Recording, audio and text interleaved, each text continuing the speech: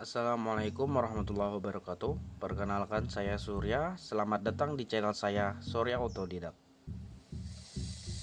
Pada kesempatan kali ini saya akan berbagi pengalaman atau informasi mengenai pembuatan kolam terpal dengan rangka kayu untuk budidaya ikan di lahan sempit, yang mana bisa sebagai alternatif usaha tambahan di rumah atau sekedar hobi, tergantung bagaimana nantinya kita mengelolanya. Simak saja videonya sampai selesai, dan di akhir video nanti saya akan informasikan berapa biaya atau modal yang saya keluarkan untuk pembuatan kolam terpal ini, yang mana nantinya bisa menjadi referensi teman-teman yang berniat membuat kolam terpal seperti ini.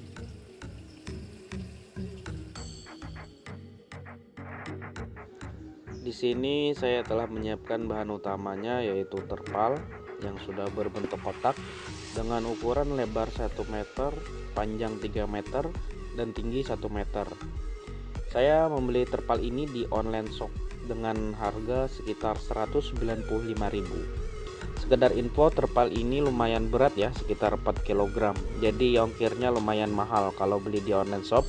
Bagi teman-teman yang pengiriman jarak jauh, kalau beli di online shop terpal ini, saya saranin pakai kargo agar lebih hemat. Di sini saya memilih kolam yang sudah berbentuk kotak agar nantinya mudah dalam pemasangannya ke rangka.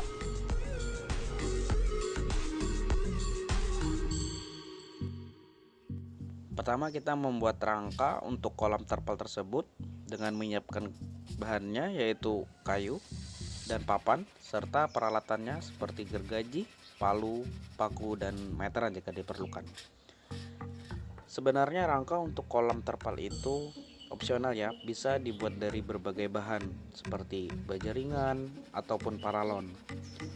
Di sini saya menggunakan kayu karena menurut saya lebih murah dan gampang untuk membentuknya. Di sini saya menggunakan kayu balok 55. Saya membelinya di tukang kayu sekitar harga 15.000 per batangnya, dan papan ini sekitar harga 20.000 per lembarnya. Harga di setiap daerah berbeda-beda ya. Itu harga di daerah saya, Kalimantan Selatan. Untuk pembuatan rangka ini sebenarnya mudah, hanya saja kita harus memastikan rangka yang kita buat itu benar-benar kokoh dan kuat, karena tekanan air itu lumayan besar. Kalau rangka yang kita buat asal-asalan, nantinya rangka itu akan rusak terdorong oleh tekanan air, terutama dinding bagian yang panjang. Harus dipastikan benar-benar kokoh. Semakin tinggi kolam yang kita buat, daya dorong air semakin besar apabila diisi oleh banyak air. Jika teman-teman membuat rangka dengan bahan kayu, pilihlah kayu yang berkualitas baik dan tidak mudah patah atau dimakan rayap, agar nantinya rangka ini bisa kita gunakan jangka lama. Apabila terpalnya sudah usang atau rusak, kita hanya perlu mengganti terpalnya dan masih bisa menggunakan rangka tersebut.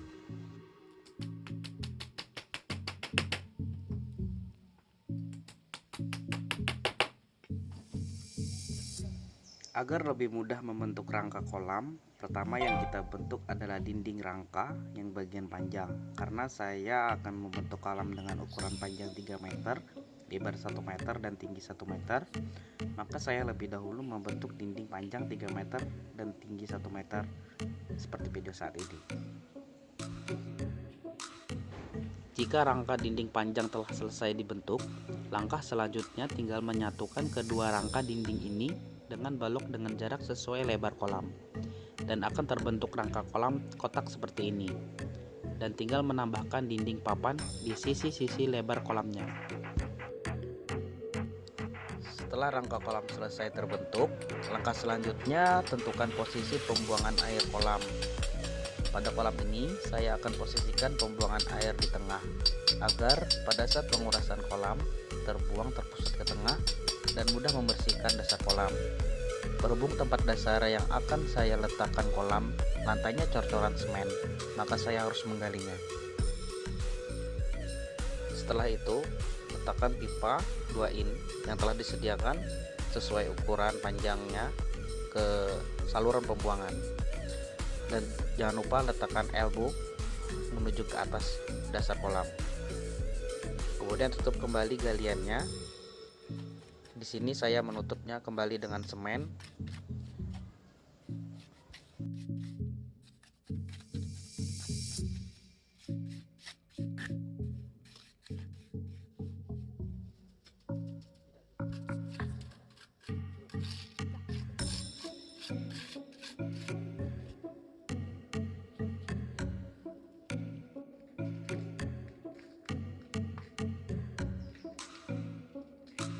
Jangan lupa memasang penahan samping dinding kolam agar dinding kuat akan tekanan air.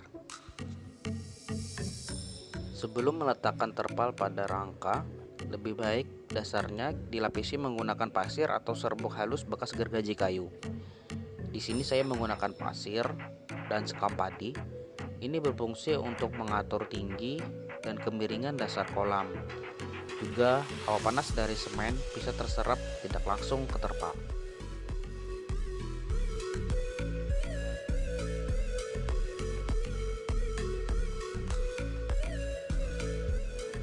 Untuk pemasangan terpal, di sini saya menggunakan kabel tis sebagai pengikat terpal ke rangka.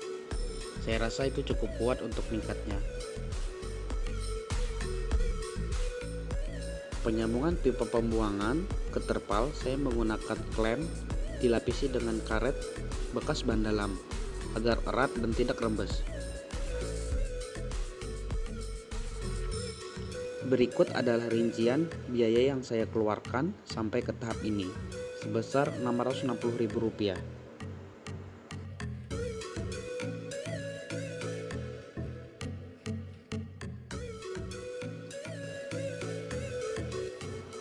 Dan ini adalah hasil akhir dari persiapan kolam terpal saya yang sudah siap dimasukkan ikan.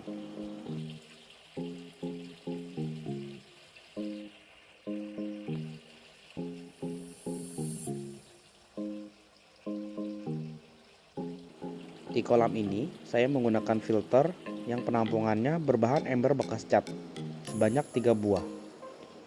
Untuk menaikkan air ke filter, saya menggunakan pompa celup Sakai Pro AA104. Pompa ini berdaya 40 watt dengan output 2.500 liter per jam. Saya membeli di online shop dengan harga Rp108.000. Output menggunakan pipa setengah in. Karena output air lumayan kencang, maka saya cabang menjadi 2 bagian. Yang satu untuk penturi dan yang kedua untuk naik ke atas filter. Ini saya lakukan karena jika tidak dicabang, hanya satu output yang fokus ke filter, maka debit air ke ember filter pertama terlalu deras, sehingga ember akan cepat penuh dan meluber atau meluap ke atas. Karena saluran dari ember satu ke ember kedua kalah cepat atau tidak seimbang.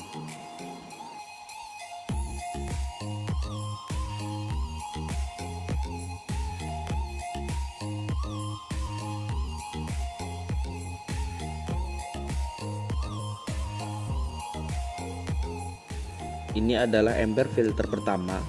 Saya isi dengan jaring nelayan untuk menyaring kotoran besar.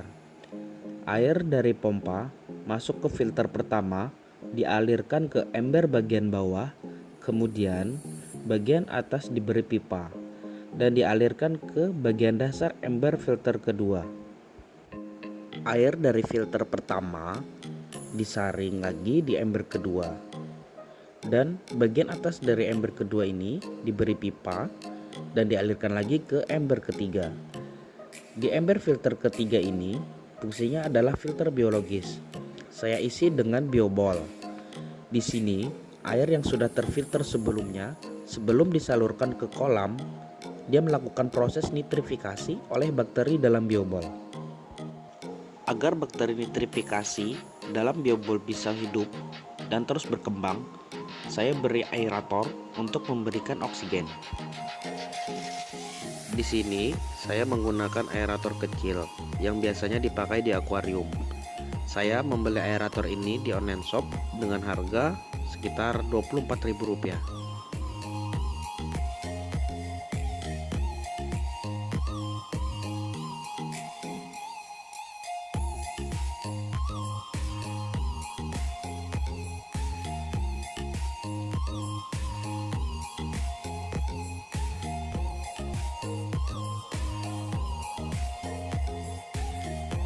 Di ember filter pertama ini saya beri lubang dan saya pasang dop pipa tidak dilem agar bisa membuang kotoran air di dasar ember.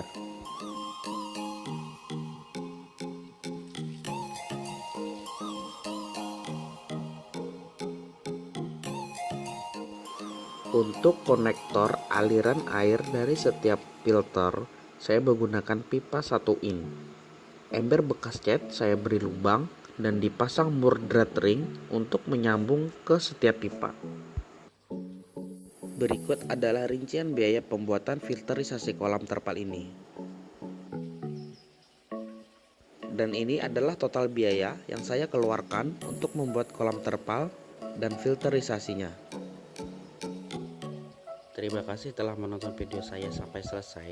Semoga informasi yang saya sampaikan bermanfaat untuk teman-teman. Dukung channel saya dengan mensubscribe channel ini dan like jika suka videonya.